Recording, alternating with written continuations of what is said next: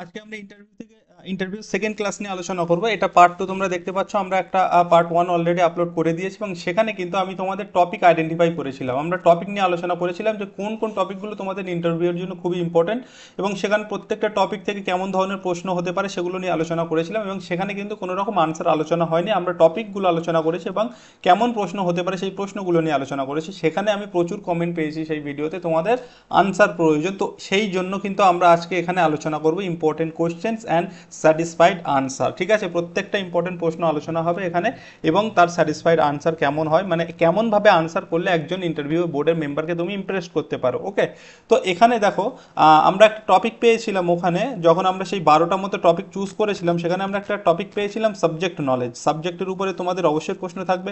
সেই সাবজেক্ট নলেজের মধ্যে আমরা মোটামুটি তিনটে কিন্তু ভাগ দেখেছিলাম। একটা ছিল হিস্ট্রি অফ ইংলিশ লিটারেচার বা ইংলিশ লিটারেচার, আর একটা ছিল ইংলিশ ল্যাঙ্গুয়েজ এবং আর একটা ছিল গ্রামার। তো এখানে আমরা আজকে মোটামুটি 30টা প্রশ্ন নিয়ে আলোচনা করব, যেটা হচ্ছে আমাদের হিস্ট্রি অফ ইংলিশ লিটারেচারের উপরে বেস করে। ঠিক আছে, সেই 30টা প্রশ্ন আলোচনা করব এবং সেই 30টা প্রশ্ন আশা করি করলে তোমরা এর মধ্যে আনসার কমন পেয়ে যাবে। ঠিক আছে, তোমাদের ইন্টারভিউর বোর্ড থেকে এর মধ্যে আনসার তোমরা করতে পারবে। তেমনভাবে প্রশ্নগুলো সাজিয়েছি। তো প্রথমে আমি তোমাদের সেই প্রশ্নগুলো একটু দেখিয়ে দেবো। দেখো, প্রশ্নগুলো আমরা এইভাবে সাজিয়েছি, এরপরে অবশ্যই আমরা আনসার নিয়ে আলোচনা করব। প্রশ্নগুলো আমি এইভাবে কিন্তু সেট করেছি, মানে পার্টে পার্টে ভাগ করেছি, যে হচ্ছে জেনারেল ইন্ট্রোডাকশন কোশ্চেন্স, মানে এখানে কেমন ধরনের প্রশ্ন হতে পারে, how do you understand by the terms history of English literature. Okay, তারপরে হচ্ছে পিরিয়ড বেসড কোশ্চেন, খুবই ইম্পর্টেন্ট, যেটা আমাদের সেই অ্যাংলো সেকশন থেকে, ঠিক আছে, অ্যাংলো সেকশন থেকে আমাদের মডার্ন পিরিয়ড পর্যন্ত যে পিরিয়ডগুলো আছে সেই পিরিয়ড বেসড কোশ্চেন আছে এখানে। এর মধ্যে এমন ধরনের প্রশ্ন পাবে তোমরা, who is known as the father of English poetry and why. Okay, তারপরে তোমরা দেখবে এখানে আরও কিছু ভাগ আছে, যেমন author and work based question. Okay, মানে সেই পিরিয়ডের সেই ইম্পর্টেন্ট অথর কারা ছিল, তাদের ইম্পর্টেন্ট যে লেখাগুলো সেই বেসড কোশ্চেন এখানে তোমরা পাবে। এবং আরও কিছু কোশ্চেন এখানে যেটা আমরা ভাগ করেছি এইভাবে, যেটা কনসেপচুয়াল বা অ্যানালিটিক্যাল কোশ্চেন, যেখানে তোমাদের এই ধরনের প্রশ্ন তোমরা পেয়ে যাবে। How does literature reflect the society of its time, ঠিক আছে, গিভ এক্সাম্পল, যেরকমও প্রশ্ন তোমরা পেতে পারো। তো তেমনই প্রশ্ন নিয়ে 30টা প্রশ্ন নিয়ে আমরা আলোচনা করব এবং এর সঙ্গে আরও কিছু বিষয় আমি তোমাদের বলবো অবশ্যই, যেগুলো মনে রাখতে হবে বা নোট করতে হবে। ক্লিয়ার? ইন্টারভিউর জন্য কিন্তু খুবই ইম্পর্টেন্ট। দেখো, আমি তোমাদের প্রথম ভিডিওতে 12টা কি 13টা, আমার ঠিক খেয়াল নেই, মনে হচ্ছে 12টার মতো টপিক আমরা আইডেন্টিফাই করেছি বা টপিক চুজ করেছি এবং সেখানে আমাদের এখনও একটা কি দুটো টপিক আমাদের সেখানে অ্যাড করতে হবে। আমি জাস্ট সেটা বলতে ভুলে গিয়েছিলাম, যেটা খুবই ইম্পর্টেন্ট, আমি জাস্ট স্কিপ করে গেছি, সেটা হচ্ছে লিটারারি টার্মস। লিটারেরি টার্মস, ঠিক আছে, এটা কিন্তু খুবই ইম্পর্টেন্ট, এটা করতেই হবে তোমাদের। যেমন লিটারেরি টার্মস বলতে কোনগুলো, যেমন drama based literary terms, poetry based literary terms. Okay, তারপরে নভেল বেসড, যেমন ড্রামার মধ্যে আমরা বলতে পারি হিউব্রিস আছে, এরকম যেগুলো আছে আর কি, হিউব্রিস, তারপরে ক্লাইম্যাক্স। ওকে, ক্লাইম্যাক্স আছে, এখনও অনেক আছে এরকম, আমরা বলতে পারি ক্যাথারসিস। ওকে, ফয়েল, ফয়েল আছে। এইগুলো মোটামুটি তোমাদেরকে করতে হবে। এবং আমরা যদি পোয়েমের ক্ষেত্রে বলি, পোয়েমের ক্ষেত্রে এটা সব থেকে বেশি ইম্পর্টেন্ট, যেখানে আমরা লিটারি টার্মসের মধ্যে পাবো ওড কি। ওকে, তারপরে লিরিক, ওড, লিরিক, তারপরে আমরা বলতে পারি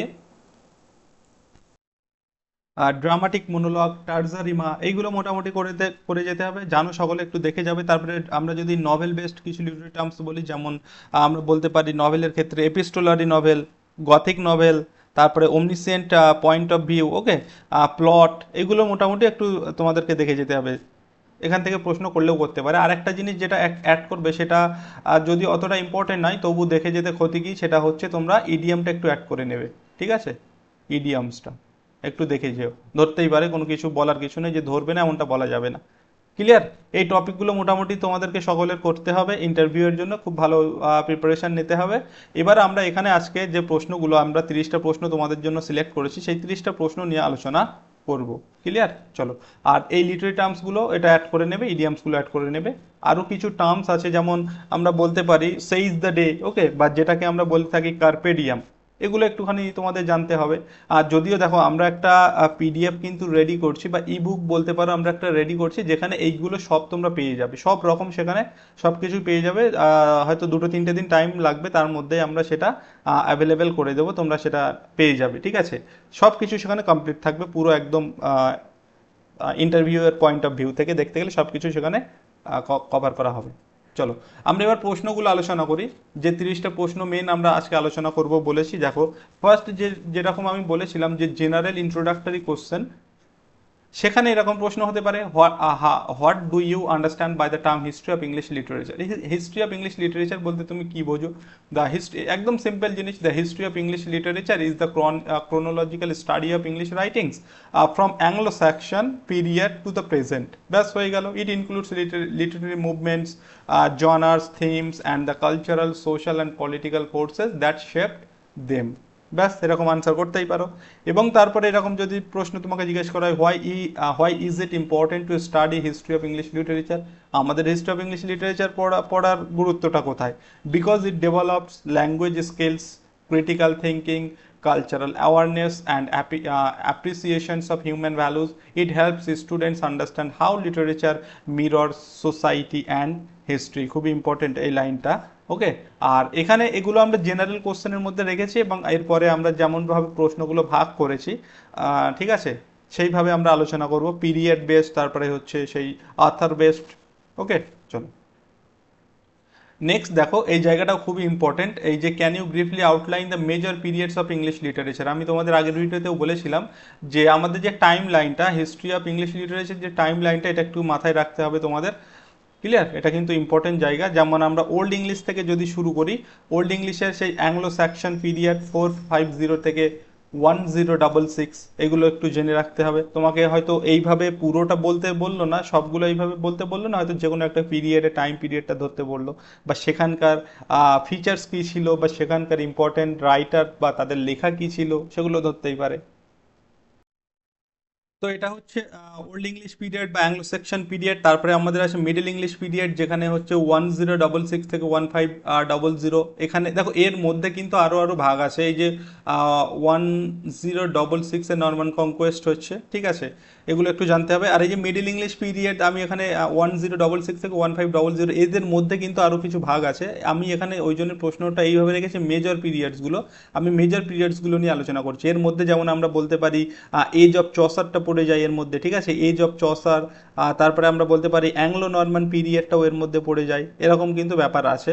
আমি মেজর জায়গাগুলো আলোচনা করছি। আরও একটা জিনিস বলে রাখি, যেটা তোমাদের কিন্তু এই হিস্ট্রি অফ ইংলিশ লিটারেচার এই পিরিয়ডগুলো থেকে, প্রত্যেকটা পিরিয়ড থেকে যেমনটা আমি বলেছি, ইম্পর্টেন্ট কিছু ফিচার্স জেনে রাখতে হবে এবং সেখানকার ইম্পর্টেন্ট রাইটার এবং তাদের লেখা সম্পর্কে জেনে রাখতে হবে। আমি যদিও সেটা এখানে দেইনি, কারণ দেখো এইটা সেগুলো এখানে অ্যাড করতে গেলে প্রচুর বড় হয়ে যেতে ভিডিওটা, সেজন্য আমি সেটা কিন্তু এখানে দিইনি। বাট তোমরা ওটা চাইলে করে নিতে পারো, যে কোনো বই থেকে তোমরা পেয়ে যাবে, বা আমি সম্ভব বলে সেটার উপর শুধুমাত্র এই যে পিরিয়ডগুলো প্রত্যেকটা ভাগ করে সেখান থেকে ইম্পর্টেন্ট যে ফিচার্সগুলো বা যেমনটা বললাম তেমনটা আমি করে দিতে পারবো। ক্লিয়ার? আমি কিন্তু এখানে জাস্ট সেগুলো অ্যাড করলাম না, কারণ ভিডিওটা প্রচুর বড় হয়ে যাবে, এমনি প্রচুর কোশ্চেন আছে এখানে। দেখো তারপরে আমরা বলতে পারি রেনেসা বা এলিজাবেথান পিরিয়ড, যেটা হচ্ছে 1500 থেকে 1660, এবং এর মধ্যেও আমরা অনেকগুলো পিরিয়ড বা অনেকগুলো ব্যাপার পাবো। যেমন আমরা এলিজাবেথান এজ পাবো, জেকোবিয়ান এজ পাবো, ক্যারোলিন এজ পাবো, এজ অফ শেক্সপিয়ার পাবো, এর মধ্যেই পড়ছে সব। আমি মেজরগুলো আলোচনা করছি। তারপরে হচ্ছে নিও ক্লাসিক্যাল বা অগাস্টান এজ, যার টাইম পিরিয়ডটা হচ্ছে এটা। এর মধ্যে আমরা পেয়ে যাব restoration period, Augustan age, age of Pope, age of sensibility, এর মধ্যেই সব আমাদের আছে, সেগুলো একটু জানতে হবে। তারপরে আমরা চলে আসি মডার্ন পিরিয়ডে, ঠিক আছে, 1798 থেকে 1837, বা এটা তোমরা কোথাও 32ও পেতে পারো, একটুখানি একটু, আচ্ছা এটা 17ই এখানে রাখো, বাট তোমরা 32ও পেতে পারো। ক্লিয়ার? একটুখানি এদিক ওদিক হতেও পারে। তো রোমান্টিক পিরিয়ডটা আমরা পেয়ে যাব। তো রোমান্টিক পিরিয়ডের পরে আমাদের আসে ভিক্টোরিয়ান পিরিয়ড, যেটা হচ্ছে 1837 থেকে 1901। এই ভিক্টোরিয়ান পিরিয়ডের মধ্যে আমরা সেই প্রি র্যাফালিটিস পাবো, এইগুলো আছে ব্যাপারটা। তারপরে আমাদের চলে আসে মডার্ন পিরিয়ড, যেটা হচ্ছে 1901 থেকে 1945, এবং তারপরে অবশ্যই পোস্ট মডার্ন পিরিয়ড। ক্লিয়ার? আর এখান থেকে আরো কিছু ব্যাপার আছে, এইগুলো একটু জেনে যাবে। যেমন আমরা বলে থাকি, মানে যেমন জন মিল্টনকে আমরা এপিক পোয়েট বলি, এপিক পোয়েট বলে থাকি। ওকে, হেনরি ফিল্ডিং, যদি আমরা হেনরি ফিল্ডিং এর কথা বলি, হেনরি ফিল্ডিংকে আমরা বলে থাকি কি ফাদার অফ ইংলিশ নভেল। এই যে এরকম আমি কিছু এরকম একটা লিস্ট বা চার্ট বলতে পারো আমি কিন্তু টেলিগ্রামে দিয়ে রেখেছি, যেখানে মোটামুটি এইগুলো সব কভার করা আছে, সেটা অবশ্যই দেখে নিও, ইন্টারভিউর জন্য তোমাদের কাজে লাগতে পারে। টেলিগ্রামে দেওয়া আছে অলরেডি, সেখান থেকে তোমরা সেটা দেখে নিও, ঠিক আছে? এটা একটা লম্বা লিস্ট আছে, আমি এখানে আর লিখছি না, কারণ আমাদের প্রচুর প্রশ্ন আছে, কমপ্লিট করতে হবে। এগুলো তোমরা দেখে নিও। যেমন আমরা শেলিকে বলে থাকি রেভলিউশনারি পোয়েট, বা জন কিটসকে বলে থাকি পোয়েট অফ বিউটি, ওকে। তারপর ক্রিস্টোফার মার্লোকে বলে থাকি ফাদার অফ ট্রাজেডি। এগুলো আমি একটা লিস্ট দিয়ে দিয়েছি, টেলিগ্রামে দেওয়া আছে, দেখে নিও। চলো আমরা নেক্সট কোশ্চেনে যাবো এবার। নেক্সট কোশ্চেন দেখো, এবার আমাদের কোশ্চেন নাম্বার 4 শুরু হচ্ছে period based questions. Who is known as the father of English poetry? Father of English poetry কাকে বলা হয় এবং কেন? তো অবশ্যই এটা আমরা সবাই জানি, Geoffrey Chaucer, because he established English as a literary language.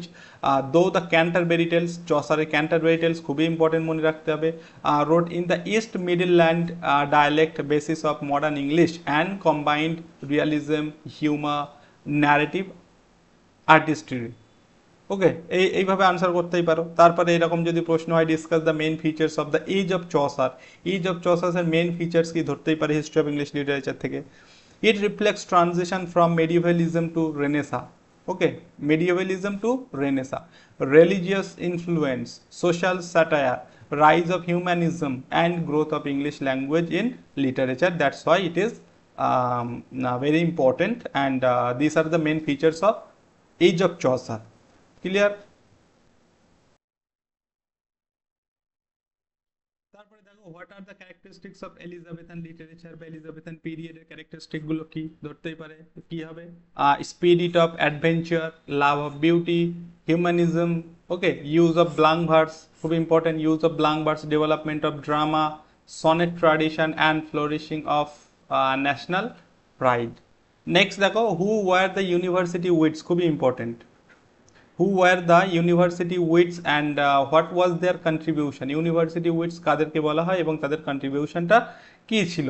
এখানে হচ্ছে a group of Cambridge and Oxford educated playwrights, যাদেরকে বলা হয় ইউনিভার্সিটি উইটস, এবং তারা মোটামুটি এই নামগুলো একটু মাথায় রাখবে।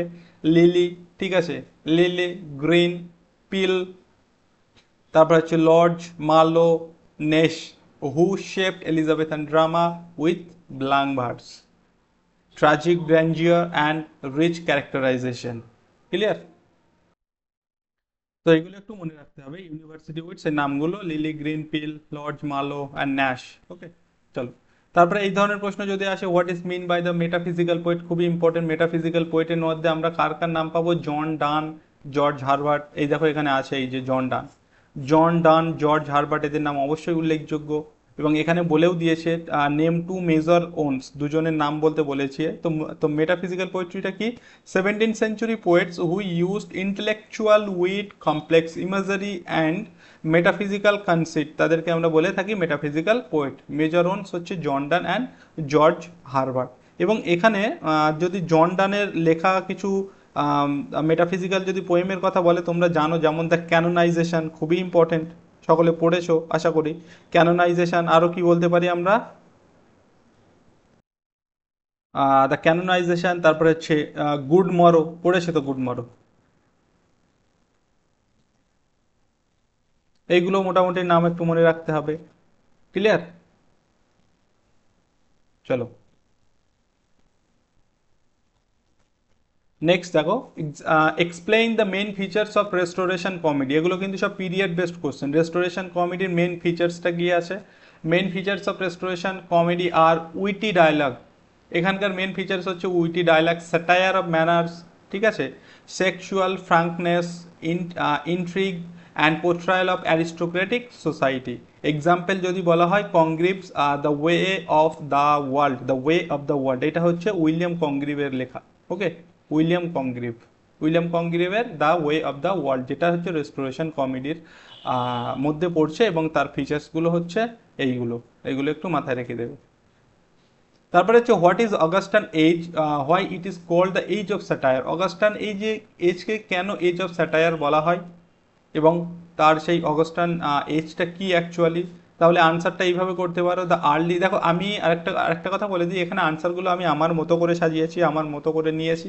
তোমরা চাইলে এর সঙ্গে কিছু অ্যাড বা কিছু কাটিং করতেই পারো, কোনো ব্যাপার নেই, কিন্তু আনসারটা যেন প্রপার হয়। কিন্তু যেটা আছে অ্যাকচুয়ালি এরকম বললে কোনো ক্ষতি নেই, এই আনসারগুলো করলে কোনো ক্ষতি নেই, যথেষ্ট ভালো আনসার করা আছে। ওকে, তো এখানে আমরা এইভাবে আনসারটা বলতে পারি, the 18th century dominated by Pope, মানে হচ্ছে আলেকজান্ডার পোপ, সুইফট মানে হচ্ছে Jonathan Swift, Addison and Steele. It limited classical order, reason and wit. It's called the age of satire because writers mock. এটাকে এজ অফ স্যাটায়ার কেন বলা হচ্ছে, কারণ কি করছে রাইটার্সরা মক করছে সোশ্যাল ফলিজ অ্যান্ড সেই সমাজে সেই সব বোকামিগুলোকে তারা মক করছে, অ্যান্ড পলিটিক্যাল করাপশনের বিরুদ্ধে তারা আওয়াজ তুলছে বা মক করছে, তাই এটাকে বলা হয় এজ অফ স্যাটায়ার। কোন এজটাকে না, এজ অফ অগাস্টান বা অগাস্টান এজ, এটাকে বলা হয় এজ অফ স্যাটায়ার। কেন, এইভাবে তোমাকে বলতে হবে আনসারগুলো। নেক্সট দেখো, what are the characteristics of romantic revival. Romantic revival characteristic গুলো কি কি? The characteristics of Roman revival are emphasis on imagination, nature, emotions, individualism, medievalism, and revolt against neoclassicism. Okay.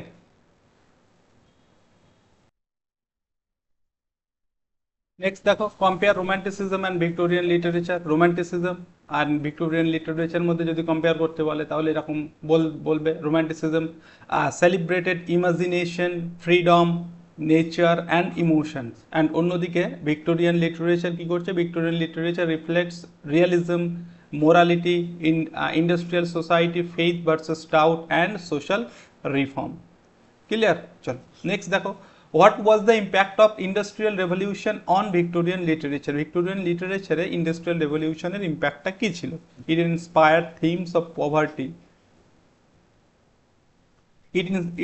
it inspired themes of poverty, class struggle, child labor and social injustice seen in Dickens, মানে Charles ডিকেন্সের লেখাতে এগুলো দেখা যায়, সেটাই বলছে। Elizabeth Gaskell and Hardy, Thomas হার্ডির লেখাতে এগুলো মোটামুটি দেখা যায়। কোনগুলো? এই যে class struggle, child labour and social injustice. Clear?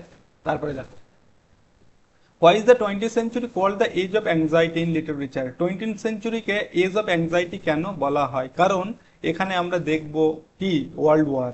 Okay, because এই যে দেখো, বিকজ টু ওয়ার্ল্ড ওয়ার্স আর scientific progress, two world wars সময়কালটা কি ছিল ওয়ার্ল্ড ওয়ারের? যদি আমরা ফার্স্ট ওয়ার্ল্ড ওয়ারের কথা বলি তাহলে সময়কালটা এরকম ছিল, 1940 থেকে 1918। সেকেন্ড ওয়ার্ল্ড ওয়ারটা ছিল 1939 থেকে 1945। ক্লিয়ার? তো এখানে হচ্ছে সেই এজ অফ, এটাকে বলা হচ্ছে এজ অফ অ্যাংজাইটি। কেন? কারণ হচ্ছে বিকজ টু ওয়ার্ল্ড ওয়ার্স, দুটো সেই বিশ্বযুদ্ধের এখানে ঘটনা হয়েছিল। Scientific progress, loss of faith created insecurity and disillusionment reflected in writers like Eliot, T.S. Eliot, Auden and W.B. Yeats। এদের লেখাতে যেটা রিফ্লেকশন আমরা দেখেছি। চলো নেক্সট দেখো, how did world wars influence modern literature. World war modern লিটারেচারকে কীভাবে influence করেছিল? They led to themes of fragmentation, futility, loss, alienation and experiment in form. Works like the Waste Land, খুবই ইম্পর্টেন্ট, ওয়েস্টল্যান্ড কার লেখা? T S. ইলিয়টের লেখা। Works like the Waste Land, T S. Eliot and a farewell to arms, Hemingway reflect this. এদের লেখাতে, এই যে দুটো লেখাতে তার রিফ্লেকশন আছে।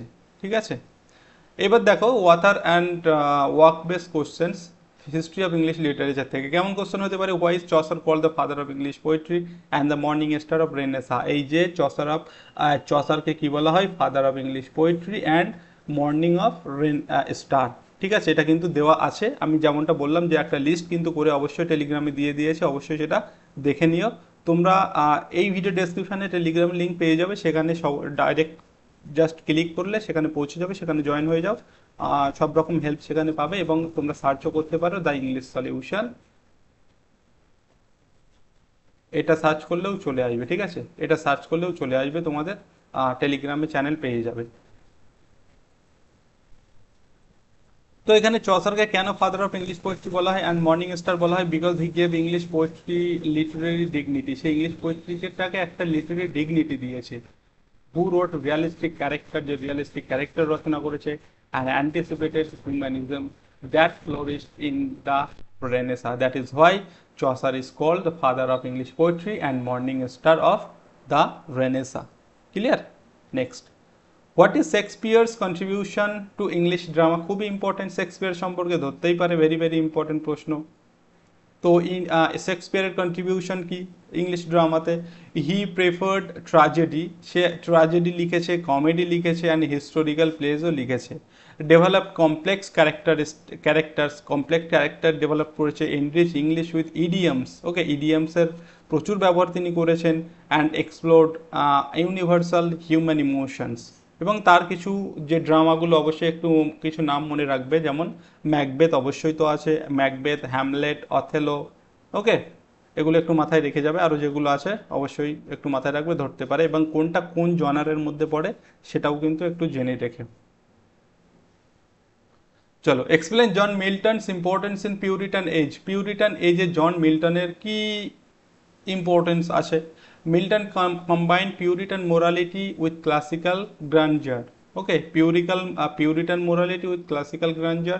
তার লেখা হচ্ছে Paradise Lost reflects religious, political and philosophical concerns of his age. এই পিউরিটান এজের সেই ফিলোসফিক্যাল, পলিটিক্যাল অ্যান্ড রিলিজিয়াস কনসার্নগুলো তুলে ধরেছে এই প্যারাডাইস লস্টে। কে না? Milton, John Milton.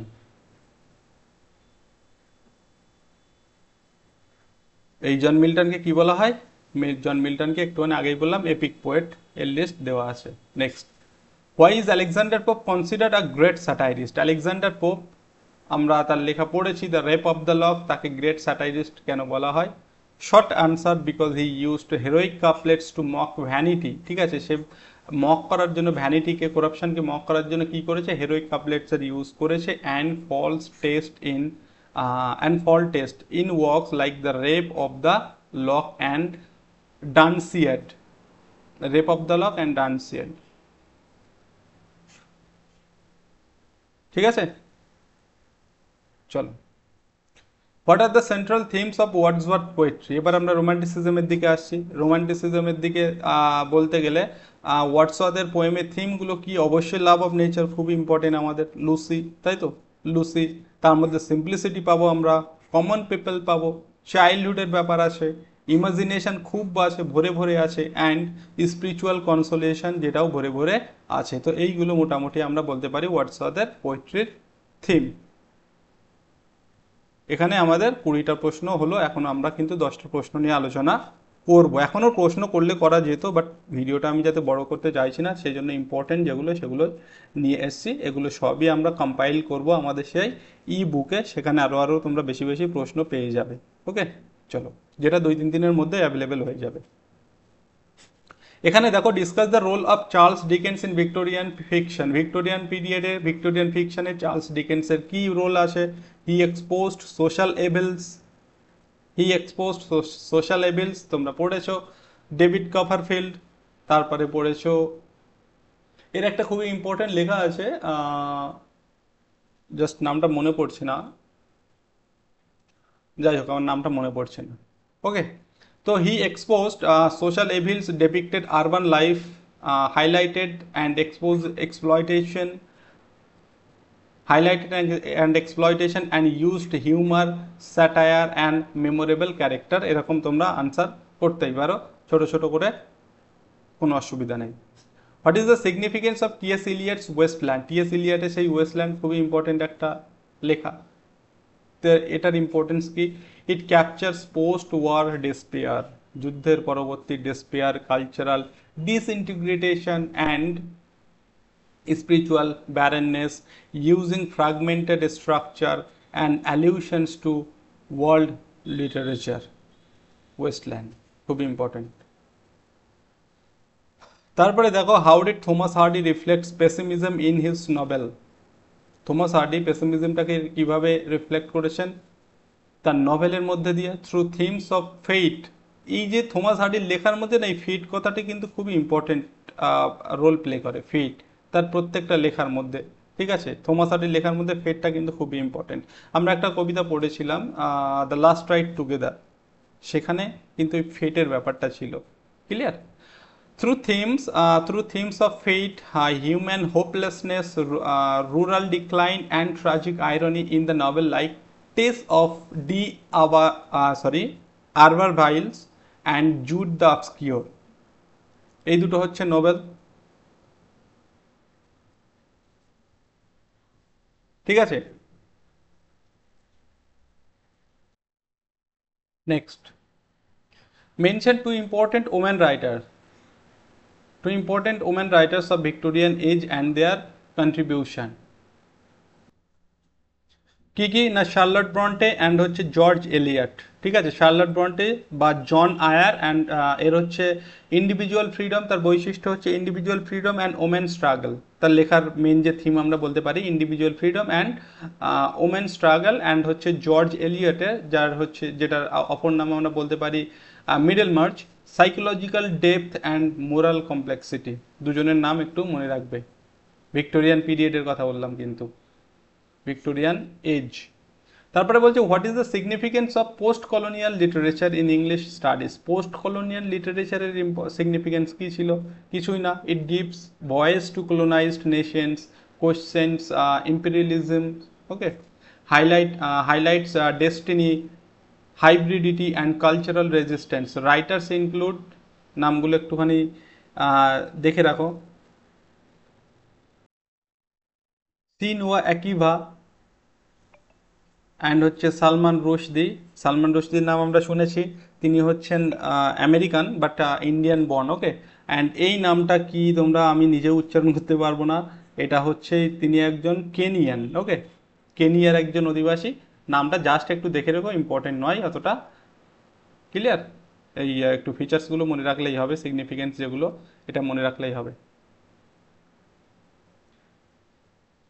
এবারে দেখো কনসেপচুয়াল যে প্রশ্ন, আমাদের আর 5টা প্রশ্ন করবো যেটা কনসেপচুয়াল বা অ্যানালিটিক্যাল বেসড কোশ্চেন। এখানে কেমন ধরনের প্রশ্ন হতে পারে? How does literature reflect the society of its time. Literature reflect the society of its time, কিভাবে? তার হচ্ছে এক্সাম্পল দিতে হবে, গিভ এক্সাম্পলস। এখানে আমরা এইভাবে বলতে পারি লিটারেচার মিরর্স সোসাইটি। সব থেকে মানে শত প্রশ্নের আনসার, ইজি আনসার, খুব গুরুত্বপূর্ণ answer. Literature mirrors society. Dickens shows industrial poverty, Charles ডিকেন্সের কথা বলছে। Dickens shows industrial poverty. Swift satirizes, মানে হচ্ছে Jonathan Swift, Swift satirizes politics. Romantic poets reflect love for nature. শেক্স হচ্ছে আমরা বলতে পারি কি উইলিয়াম ওয়ার্ডসওয়ার্থ, তাই তো। ইলিয়ট প্রেজেন্টস, মানে TS Eliot, Eliot presents modern alienation. ব্যাস, এটুকু বললেই হয়ে যাবে এনাফ ইন্টারভিউয়ের জন্য। তারপরে বলছে why is the Renaissance called আর রিবার্থ ইন লিটারেচার। রেনেসাকে রিবার্থ বলা হয় কেন? Because it revived classical learning, হ্যাঁ, promoted humanism, curiosity, scientific spirit and gave rise to great works of art and literature. তারপরে দেখো compare neoclassicism and romanticism in terms of style and themes. Neoclassicism and রোম্যান্টিসিজমের compare করতে বলেছে। তো নিও ক্লাসিজমটা কি? নিও ক্লাসিজম হচ্ছে নিও ক্লাসিজম কিসের উপরে স্ট্রেস করেছে? Order, reason, okay, order, reason, decorum and imitation of classics. And romanticism কি করেছে? Romanticism valued imagination, emotion, individuality, এইগুলোর উপর বেশি গুরুত্ব দিয়েছে রোম্যান্টিসিজম। আর neoclassicism order, reason, decorum and imitation of classics. ঠিক আছে, চলো আর দুটো প্রশ্ন আমরা দেখে নেব। Explain the term stream of consciousness. খুবই ইম্পর্টেন্ট, স্ট্রিম অফ কনসিয়াসনেস এই টার্মটা কে কয়েন করেছিল বা কে ব্যবহার করেছিল? আমরা বলতে পারি জয়েস। এই যেখানে আছে দেখো, এই যে ইউজড বাই জেমস জয়েস। ঠিক আছে। Explain the term stream of consciousness with reference to modern novelist. It is narrative technique, এটা একটা টেকনিক যেটা হচ্ছে narrative technique that records the flow of a character's inner thoughts, যেটা একটা ক্যারেক্টারের inner থটসের ফ্লোটাকে record করে। ওকে, এটা কে ইউজ করে? James Joyce. কোথায়? ইউলিসিসে। ইউলিসিস সেই পোয়েম আমাদের আলফ্রেড টেনিসনের পোয়েম নয় কিন্তু, এটা জেমস জয়েসের ইউলিসিস, ঠিক আছে। তারপর হচ্ছে ভার্জিনিয়া উলফ, পরে এটা ইউজ করে ভার্জিনিয়া উলফ, সেও ইউজ করে, অ্যান্ড উইলিয়াম ফকনার।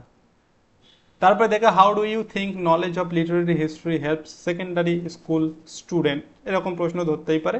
তো it gives cultural perspective, enhances appreciation of text, improves language skills and shows how ideas and values evolve across ages।